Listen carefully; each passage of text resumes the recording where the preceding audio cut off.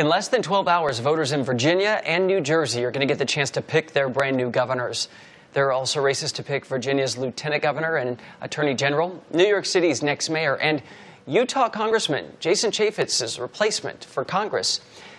Those governors' races are such a big deal because the current governors are about to max out their term limits, and that means someone new has to be put into office. Alex Miller joins us now. Alex, you've been looking into many of the statewide races. Virginia, and I have to tell you, this weekend my husband and I spent driving through Virginia countryside to get to the Shenandoah Mountains, and we could only listen to radio.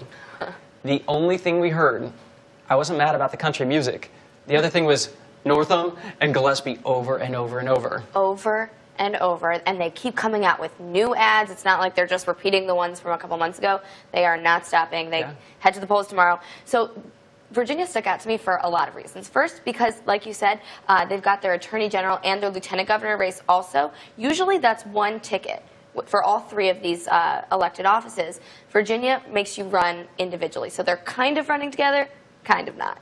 And when I first started hearing, these new ads, I was thinking, I just heard ads for Terry McAuliffe, who is their current governor. And I was wondering how he could be maxed out already.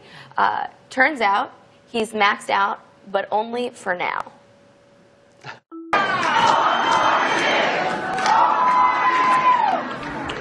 I will refer you both to the Constitution as well as to Michelle Obama to explain why that will not happen. Michelle Obama may be keeping former President Obama from running again, but she's got the federal law on her side. It's called term limits. Presidents get 2 4-year terms, and then they're gone.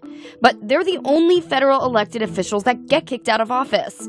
And that was only changed after President Roosevelt. Vice presidents, members of the House and Senate, they can run as long as they want. Political science professor Rachel Bitecofer says the framers stayed away from term limits on purpose. For all of the grief that term limits get politicians, there is actually a lot of benefit to having somebody who's served in office. When they were hashing out the agreement to form the Constitution, there was the thought that they might need continuity in office. And you have to think about in the context of starting a new country from literally scratch. When you look at state governments, it's a much different game. Most states limit their governors to 2 consecutive terms, but they're re-eligible if they sit out for 4 years.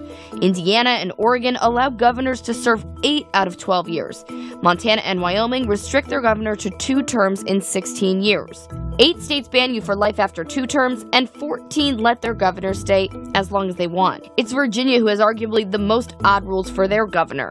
They can serve 2 terms as long as they're not back-to-back. And that's not going to be coloring the way that you choose to execute the duties of the governor's office. So, even though Terry McAuliffe is popular in the state and can run again eventually, for now, he's got to go. Bitecofer says term limits are also in place many times to avoid corruption and avoid turning government service into a career, which we know people already do. As you go even deeper into state politics, term limits change often. Right now, only 15 state legislatures have them in various forms. And the professor says don't expect to see term limits on the federal level anytime soon. The very people that would have to pass that legislation would be the people that would lose their jobs. Plus, passing a constitutional amendment is a pretty big task for a Congress who can't find much to agree on in the first place. So, Alex, I think, maybe many people don't, but I think term limits are really interesting because there's a lot to be said for having people in office for a long time who work together, even from different parties, and we've seen a breakdown of that collegiality. But for people who do want term limits, they kind of go against, they say, we don't want this Washington insider who's part of the establishment. This professor said that's kind of baloney. Yeah, she says, part of this Washington insider mentality has to do more with K Street and lobbyists and those kinds of insiders.